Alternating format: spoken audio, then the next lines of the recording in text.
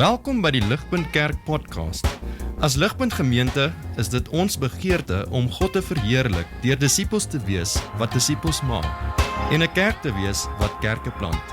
Geniet hierdie week se preek.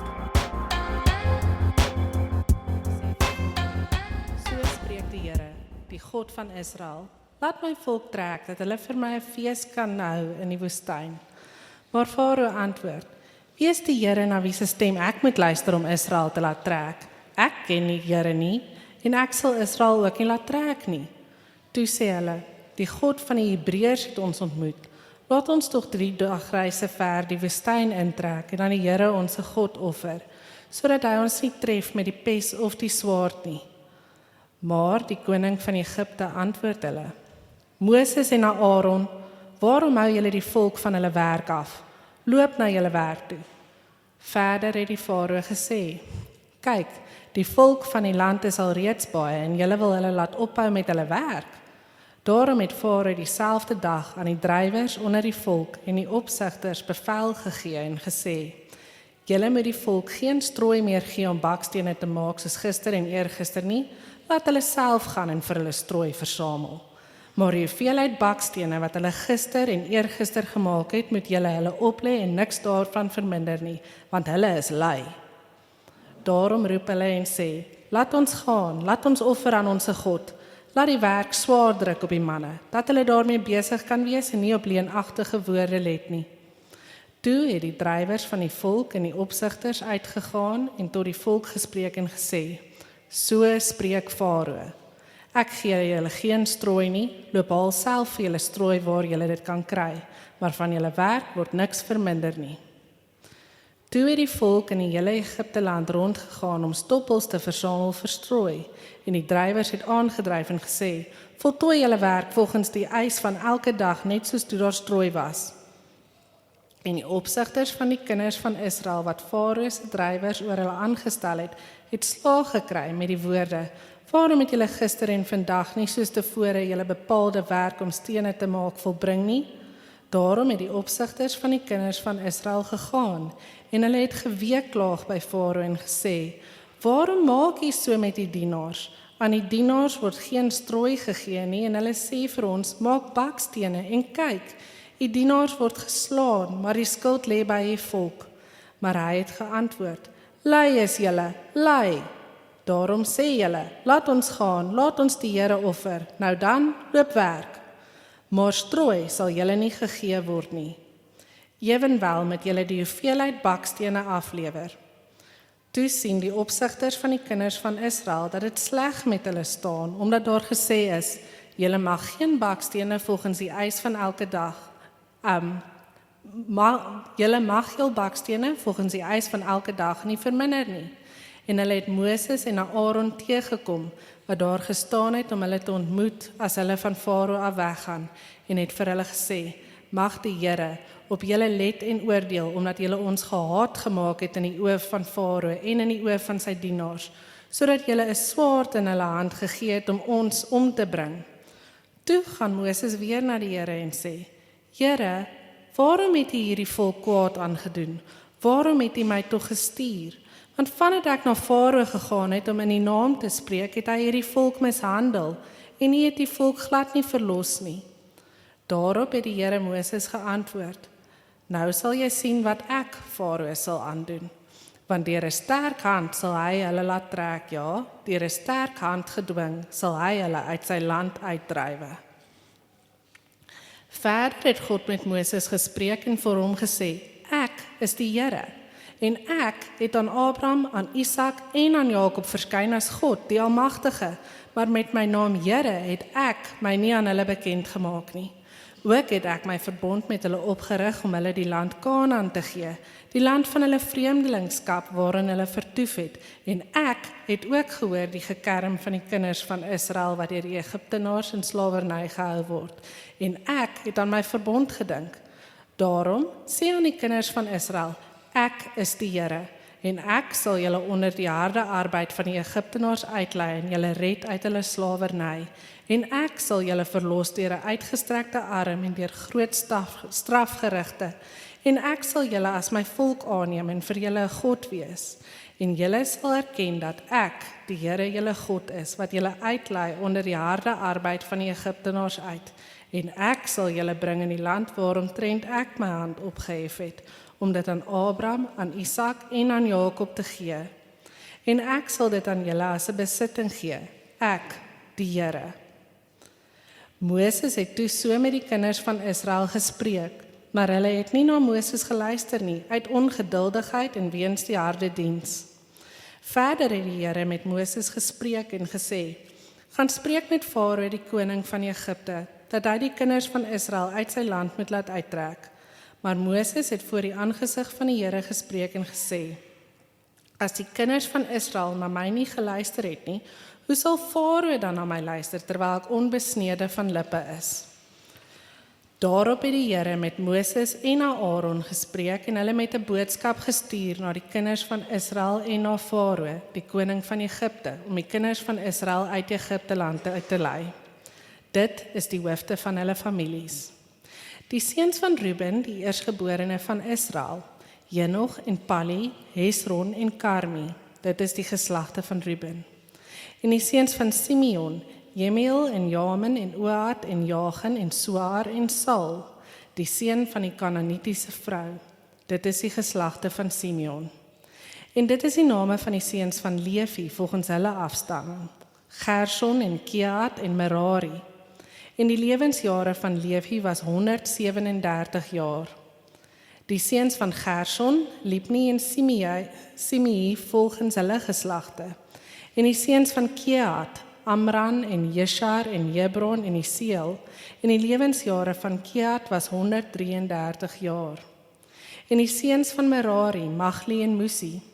Dit is die geslagte van Levi volgens hulle afstamming.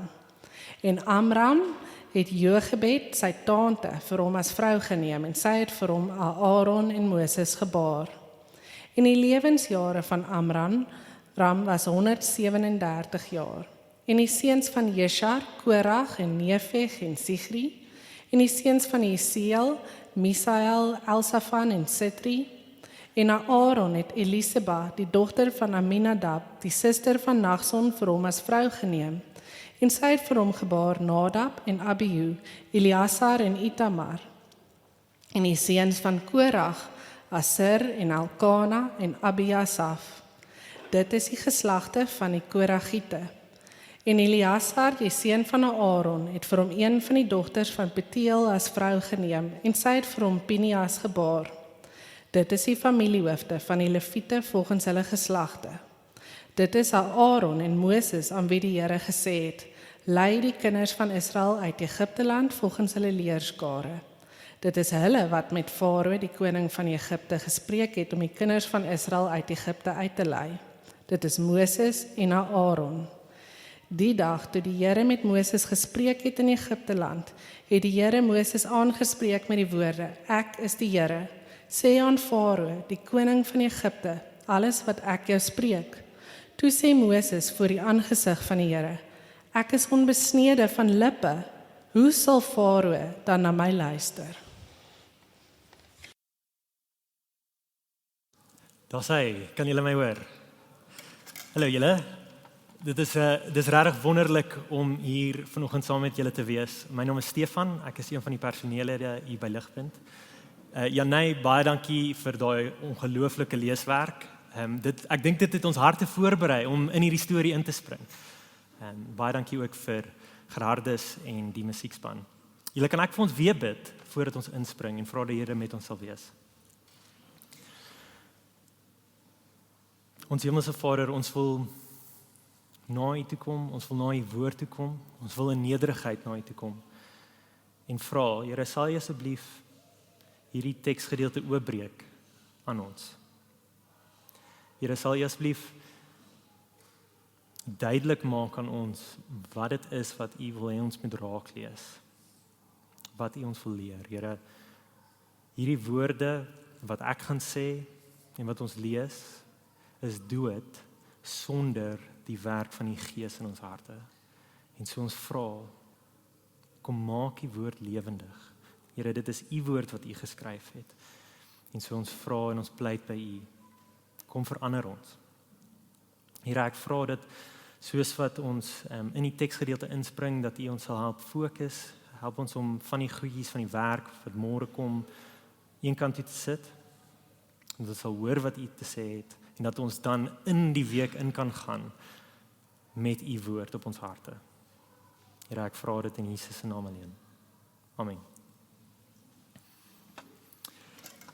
In 2018 het ek alleen bietjie vakansie gaan hou in die Kaap. En soos elke toerist wat in die Kaap gaan kuier, het ek waterfront toe gegaan. En daai oggend het ek my plakkies aangetrek, kortbroek, T-shirt wat verseker gekrekel was en Pink Floyd in my ore, soos wat ek stap. Ek stap op die waterfront saam met al die toeriste om my en ek word bietjie verlore in die musiek. Soos wat ek stap, kom ek agter oor waar is al die toeriste rondom my? Ek het verdwaal geraak. En ek sien voor my is daar so gang met 'n oop deur. En ek dink toe, kom ek stap daardeur. En ek stap deur die gang, draai links en ewe skielik vind ek myself in 'n baie groot kombuis. En daar is klomp mense spierwit aangetrek besig om kos te maak. En ek dink, ek hoort nie hier nie, en so ek stap by die gang af verder en ewe skielik, soos wat ek stap, voel dit asof die dak bo my kop weggaan. Dit styg so op. En die matte het rooi geword. En die pilare styg so op. Dit voel asof elke tweede ding in daai vertrek met goud omgetrek was. Ek het in die voorportaal van een of ander baie fancy 5-ster hotel ingeloop en daar staan ek met my kortbroek, my plakkies, besig om Pink Floyd te luister. Ek was nie waar ek gehoord het nie. En een van die hotelwerkers kom na my aan toe gestap en hy sê, meneer, waarmee kan ek help? Maar wat hy eintlik bedoel het en wat ek gehoor het, was meer iets in die volgende. En wie is jy nogal? Is wat hy eintlik vir my gevra het. Hy het gesien ek hoort nie daar nie. En ek kyk hom in die oë en ek antwoord sy eintlike vraag. En ek sê vir hom, ek is op pad by die deur uit. Hy het geweet, ek hoort nie daar nie. En so sy vraag aan my is, wie is jy? Wat soek jy hier? Hoekom is jy in hierdie 5-ster hotel? Ek begin met hierdie storie, omdat wat die hotelwerker vir my gevra het, is presies dieselfde woorde as wat ons teksgedeelte mee begin. En wie is jy nogal? Maar hierdie vraag word nie aan ons almal gerig nie, dit word nie aan my gerig nie. In ons teksgedeelte word hierdie vraag spesifiek aan een persoon gerig. Dit word aan God gerig. Sien julle daar vers 2? Wie is die Here? Vanoggend wil ek hê ons moet in hierdie 2 hoofstukke na daai vraag kyk. Hierdie 2 hoofstukke gaan daai vraag vir ons antwoord. Wie is die Here? En ons gaan 'n paar verskillende karakters se antwoord sien op hierdie vraag. Ons gaan eers te Farao sien daai vraag vra en self 'n antwoord gee. En dan gaan ons ook kyk hoe die Israeliete en Moses reageer en 'n antwoord gee. En dan hoofstuk 6 gaan ons kyk en ons gaan 'n antwoord van God af self kry. Wie is die Here? Dit is waarna ek wil hê ons moet kyk vanoggend. Ons is besig in 'n wonderlike reeks uit Exodus getiteld Ken die Here. En dit is die tema wat ons reg deur die boek aan wil kou. Wie is die Here? In die laaste 2 weke het ons 'n paar baie belangrike dinge gesien. Ons het in hoofstuk 3 gesien God ontmoet vir Moses, of eerder Moses ontmoet vir God. God stel homself voor aan Moses en hy gee sy persoonlike naam. Aangename kennis Moses. Ek is die Here. Ek is Yahweh in die Hebreëus. Belangrik, as julle julle teksgedeelte by julle het, kyk asseblief daar, soos wat julle sien, die woordjie Here is meestal daar in hoofletters. Nou wat dit beteken, is agter dit, staan eintlik die woordjie Yahweh. Dit is God se persoonlike naam wat hy gee. So dit is nie net Here nie, dit is spesifieke naam, Yahweh. So elke keer as jy die teksgedeelte sien, jy sien die Here, alles hoofletters, dink persoonlike naam van God, dink Yahweh. Okay. Laasweek, as julle kan onthou, het eintlik op 'n regtig goeie noot geëindig. Ek lees vir ons die laaste paar verse van hoofstuk 4. Julle kan saam met my volg. En Moses en Aaron het vertrek en al die oudste van die kinders van Israel bymekaar laat kom. En Aaron het al die woorde gespreek wat die Here aan Moses gesê het en die tekens gedoen voor die oë van die volk. En die volk het geglo.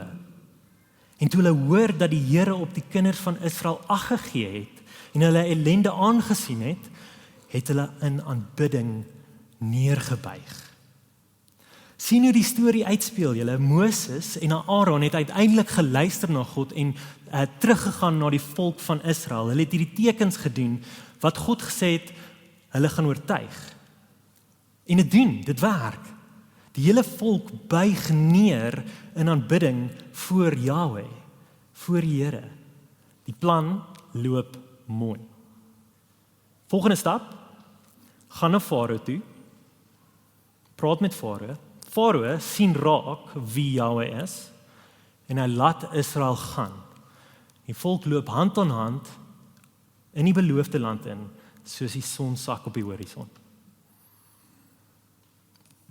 Dis nie wat gebeur nie.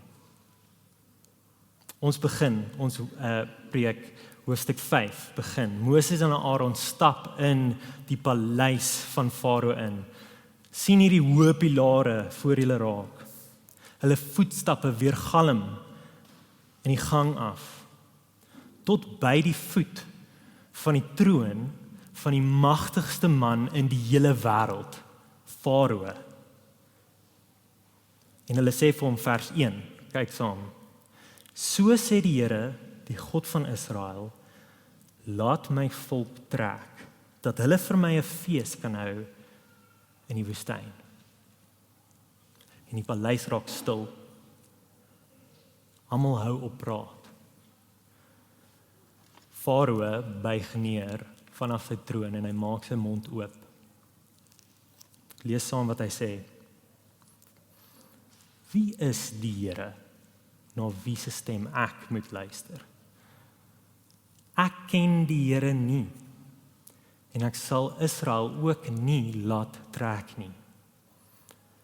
So hier kry ons die eerste antwoord op die vraag, wie is Yahweh? Wie is die Here? Van Farao af. En ons sien, hy sê eintlik meer as wat hy bedoel eintlik meer as wat hy sê, nee. Ons kan Farao se stemtoon hoor soos wat hy Moses antwoord. Wie is die Here, na wie se stem ek moet luister? Farao reageer met teenstand. Moses en Aaron, dink julle ek is laf? Ek, die magtigste man in die wêreld, dink julle regtig ek gaan luister vir 'n klein god van 'n mense wat slawe is? Dink julle regtig ek gaan al my hande arbeid net laat gaan sommer? Hoekom sal ek dit doen? Julle is laf. Ek gaan nie die knie buig voor Yahweh nie. Ek self is God. As ons dalk Menlyn toe sou gaan of ons gaan Waterfront toe en ons vra vir 100 mense daar, wie is die Here? Wonder ek hoeveel mense se antwoord nie eintlik bietjie sal klink soos Farao se nie. Wie is die Here? Nou, ek ken hom nie. Hoekom moet ek na hom luister? Ek is in beheer van my eie lewe. Ek kies wat reg en verkeerd is. Ek gaan nie luister na die Here nie. Veral as dit my enigstens gaan kos. Ek wonder hoe baie mense sal dit dalk antwoord. Dis duidelik Farao se antwoord. Julle kan dit sien. En dit speel uit in die res van hoofstuk 5. Hy vat Moses en Aaron se woorde as 'n belediging en dan haal hy dit uit op die Israeliete. Israeliete, julle is lui. Julle stuur mense na my toe, vers 1, en sê, so spreek die Here, julle God. Wel, Israeliete, vers 10, kyk daar. So spreek Farao, julle ware God. Ek gee julle geen strooi nie. Loop alself vir julle strooi, waar julle dit kan kry, maar julle werk word niks verminder nie. Farao onderdruk die Israeliete selfs meer as jy so iets kon indink. Hulle kinders is reeds verdrink in die Nyl. Hulle is al reeds slawe wat al die hande arbeid in Egipte doen. En nou kry hulle nie eers meer strooi om bakstene te maak. Hulle moet die strooi self in die veld gaan haal, maar die produksie kan nie stop nie. Dit kan nie eers afgaan nie. So sê Farao. Hy weier om Jahweh ernstig op te vat. Maar ons kon dit amper indink van Farao af. Ons het al sy karakter leer ken, het ons nie. Maar in reaksie op hierdie wrede antagonistiese optrede van Farao, kry ons nog 'n antwoord op die vraag, wie is die Here? En dit kry ons van die Israeliete af. Hulle word nie direk die vraag gevra, wie is die Here nie, maar in hulle optrede teenoor Farao verklap dit hulle verstaan en hulle kennis van God. Dit verklap wie hulle dink die Here is. Kyk saam met vir my hoe die Israeliete op Farao reageer, vanaf vers 14. En die opsigters van die kinders van Israel, wat Farao se drywers oor hulle aangestel het slaag gekry met die woorde, waarom het julle gister en vandag nie soos tevore julle bepaalde werk om stene te maak volbring nie? Daarom het die opsigters van die kinders van Israel gegaan en hulle het geweeklaag by Farao en gesê, waarom maak u so met u dienaars? Aan u dienaars word geen strooi gegee nie en hulle sê vir ons maak bakstene en kyk, u dienaars word geslaan. Maar die skuld lê by u volk. Het julle dit opgetel? Waarna gaan die Israeliete heel eerste, soos wat hulle swaar kry? Waar soek hulle die oplossing van hulle swaar kry? Waartoe gaan hulle vir hulp heel eerste? Hulle gaan na Farao toe, nie na hulle God toe nie, hulle gaan nie na die Here toe nie. En wat noem hulle self? Sien julle daar 3 keer word dit herhaal? Ons is u dienaars, Farao, u dienaars, u dienaars. Ons dien jou, Farao. Dit verklap hulle hart en wie hulle dink hulle is. Wie dien hulle, Farao of Jahweh? Wel, dalk is Farao reg en Jahweh is nie regtig God nie. Dalk is Farao regtig God. Hulle kyk na Farao as hulle heerser en nie na God nie. Hulle sukkel om God te glo. Hulle ervaar die krag van Farao en hulle volg agter hom aan as sy diensknegte. Hulle is waarlik die slawe van Farao. Dalk soos jy hier sit, sien jy jouself nie heeltemal in lyn met Farao se antwoord nie, maar meer in lyn met die Israeliete, wat twyfel, wat onseker is, wat sê jy dien die Here, maar in praktyk mag jy dalk 'n dienskneg wees van iemand anders. Wat is daai ding waartoe jy hardloop sodra dinge swaar gaan? Is dit dalk juist die slawedrywer? Wie dink jy sal jy verligting vir jou gee wanneer die druk hoog loop? Dink jy mag dalk net 'n slawedrywer hê? Hierdie is wat Jesus vir ons leer in Johannes 8 vers 34. Jesus sê toe vir hulle, dit verseker ek julle, elkeen wat sonde doen, is 'n slaaf van die sonde. En sy punt hierso is dat elkeen van ons dien iemand. Elkeen van ons het 'n slawedrywer oor ons, soos Farao. Elkeen van ons het redding nodig, is sy woorde. Terug na hoofstuk 5 toe. Die laaste ding wat ons sien is interaksie tussen die Israeliete en Moses. Die Israeliete is kwaad. Hoor hierdie woorde en sit jouself net vir 'n oomblik in Moses se skoene en dink hoe diep hierdie woorde hom moes sny. Vers 20. En hulle het Moses en Aaron teëgekom wat daar gestaan het om hulle te ontmoet, as hulle van Farao af weggegaan het.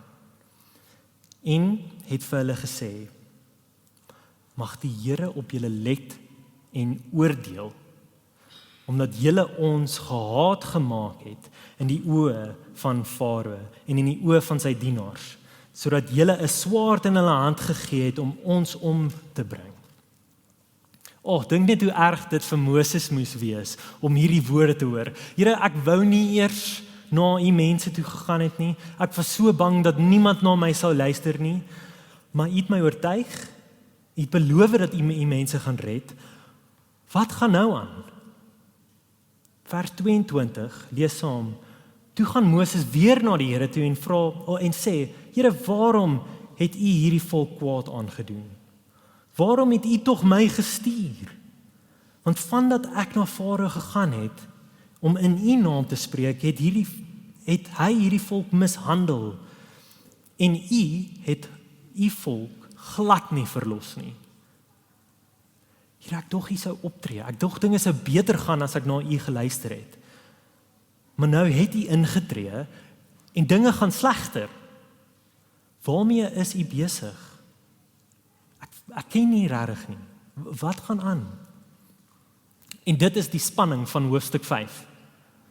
So laat ek vir jou vra, sien jy jouself dalk in Moses se skoene vanoggend? Jy het geluister vir God en gedoen wat hy gesê het, maar in steede van dinge wat beter loop, gaan dinge nou slegter. Hoe kan dit wees? Kan God regtig doen wat hy gesê het? Here, hoekom tree u nie in nie? Wie is u? Wat is u karakter? Hoekom ontmoet u nie my in my snaar kry nie?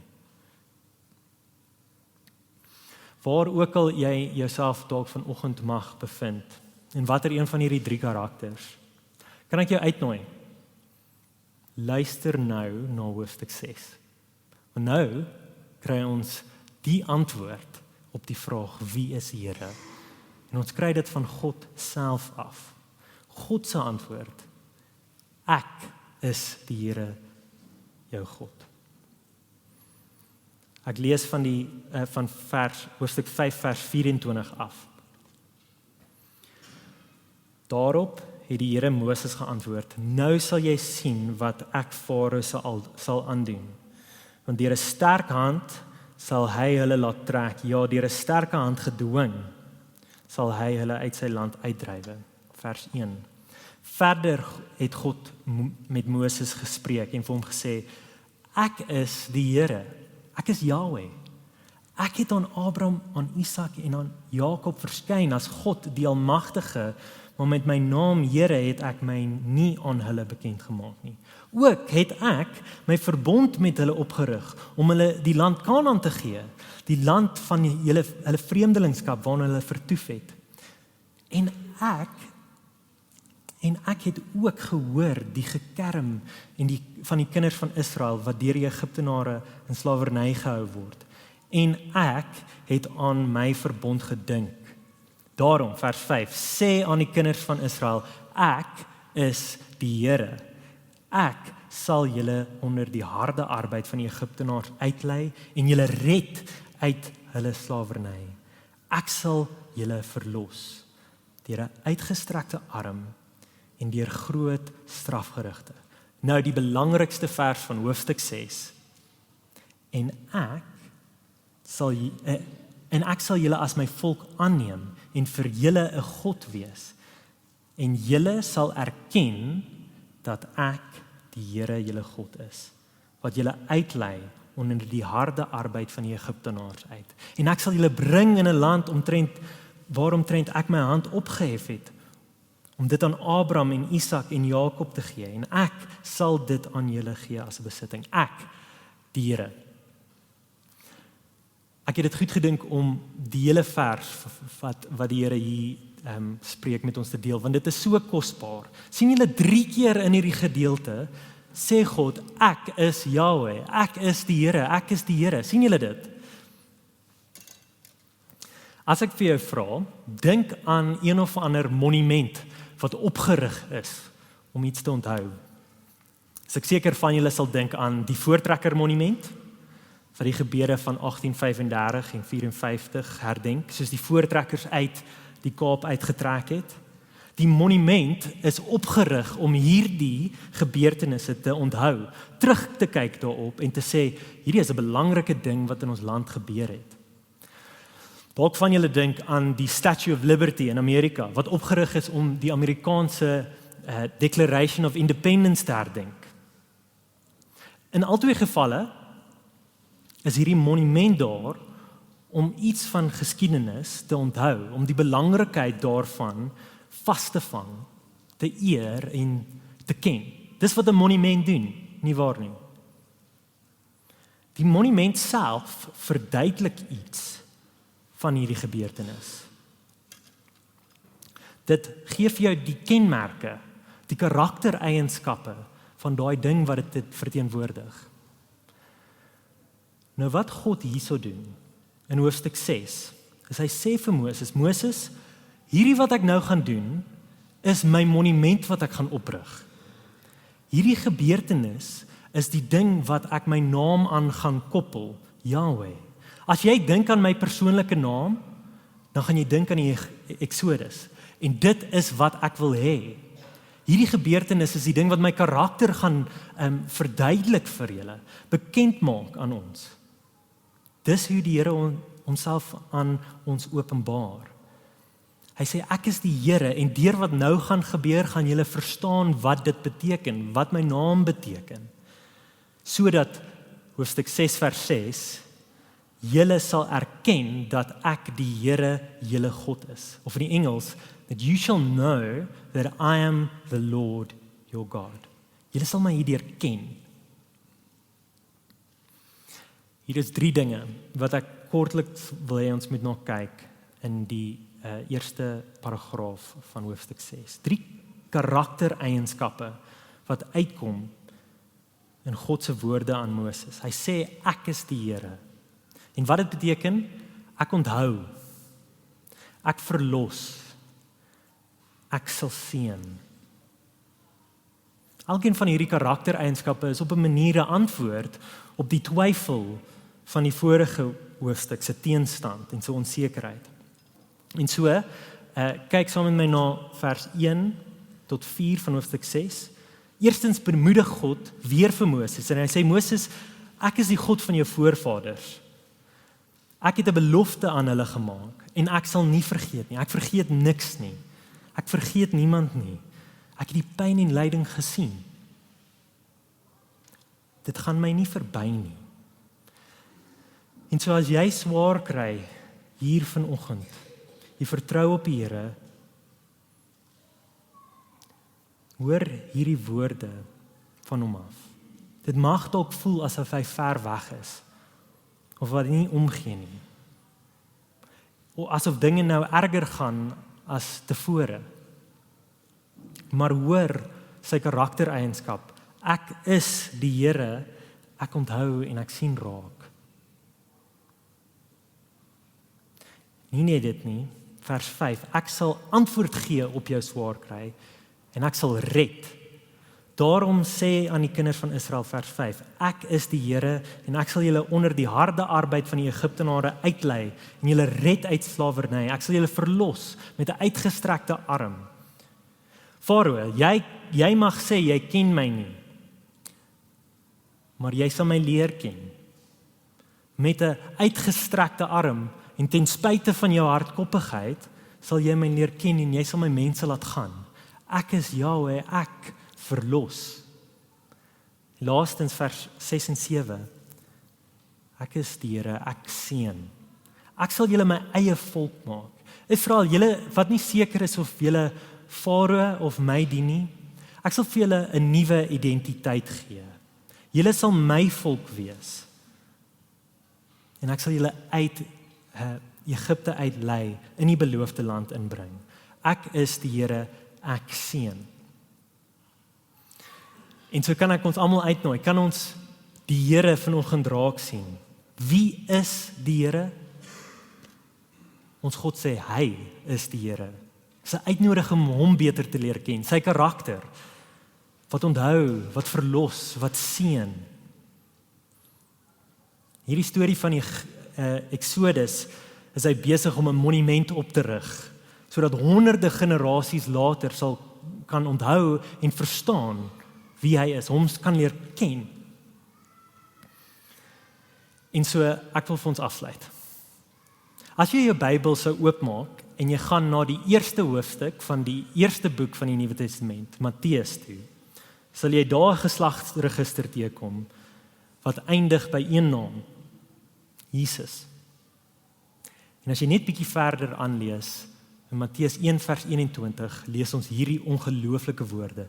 Dis die engel wat praat en hy sê, en sy sal 'n seun baar, en jy moet hom Jesus noem, want dit is hy wat sy volk van hulle sondes sal verlos. Hier is 'n ongelooflike waarheid. As jy die naam Jesus vat, en jy kyk hom in die oorspronklike Hebreëus, sal jy sien dat dit eintlik 'n samestelling is van twee woorde. Jesus, of in die Hebreëus Yeshua, dit kom van twee woorde af. Een, ja, wat verwys na Yahweh, en dan Yasha, wat beteken om te red. Wat vir my so wonderlik was, is dat die Here se naam, sy persoonlike naam, is vasgevang in die naam Jesus. Jesus is Yahweh wat kom verlos. Dis wat Matteus 21 vir ons sê. Noem hom Jesus, want hy sal sy volk van hulle sondes verlos. Dis hy, Yahweh, wat sy volk van hulle sondes kom verlos. Jesus, vlees en bloed. Hy het vlees en bloed geword om sondaars te kom red. En 2000 jaar terug het hy 'n nuwe monument opgerig, wat tot nou toe staan, waar ons God kan leer ken. Daai monument is natuurlik die kruis en die oop graf, 'n nuwe Exodus waar Jesus ons kom red het van ons slawedrywers. Jesus is Yahweh wat kom red. En so kom ons hou ons oë gefestig op hom in die midde van twyfel, onsekerheid en ten spyte van ons tekortkominge. Want dis bietjie hoe hoofstuk 6 eindig, is dit nie? Dit eindig nie op 'n hoë noot nie. Ons sien Moses spreek hierdie ongelooflike waarhede aan Israel, maar die Israeliete is gebroke en hulle kan nie luister nie, hulle kan nie hoor nie. En dan twyfel Moses weer en hy kom na God toe en hy sê ek kan nie. En so ons bly in hierdie spanning. Wat gaan gebeur? Ons moet die boek van Exodus aanhou lees. So kan ek jou uitnooi, kom volgende week weer kerk toe. En die week daarna, kom ons leer saam die Here ken. Maar vir vandag, wie is Yahweh? Wie is die Here nou eintlik? Ons God sê, ek is Yahweh. Ek onthou, ek sal red en ek sal seën. Kom ons bid saam.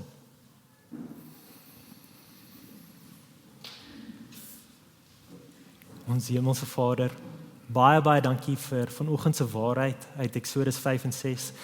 Here, dit is so goed om te sien dat U beloftes hou. Here, U het al honderde duisende jare terug 'n plan gemaak om ons te red. Here, baie dankie dat ons iets daarvan kan sien in die Exodus en dat ons kan sien hoe dit oploop na Jesus toe. Dat ons kan sien hoe Jesus 'n nuwe monument opgerig het. Dat Jesus vir ons kom sterf het. En ons kom red het. Here, ek bid dat dit vandag 'n boodskap sal wees wat ons in ons week kan indra. Dat ons sal weet dat U die Here is en dat U ons hoor. Here, U onthou, U verlos ons en U seën ons ryklik. Ek bid dit in die Here Jesus se naam alleen. Amen. Vir meer inligting oor Ligpunt Kerk, besoek gerus ons webwerf op www.ligpunt.com of kontak ons gerus by info@ligpunt.com.